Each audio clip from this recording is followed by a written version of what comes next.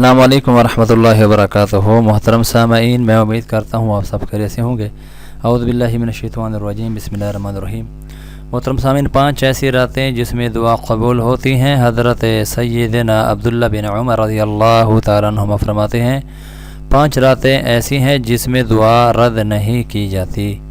Number 1، جمعرات اور جمعہ کی درمیانی رات۔ نمبر 2، رجب کی پہلی رات یعنی چاند رات۔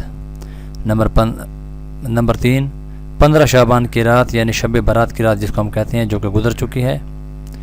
اور جو آنے والے ہمارے ایام ہیں وہ عید الفطر کی چاند رات ہے، عید الاضحیٰ کی یعنی ذوالحجہ کی 10ویں رات۔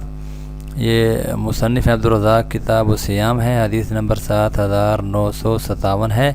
محترم سامعین، میں امید کرتا ہوں چلو العزیز آپ ان 5 راتوں کو ضائع نہیں کریں گے، بلکہ ان میں اپنی آخرت کے لیے اور دنیا سنوارنے کے لیے دعائیں ضرور مانگیں گے۔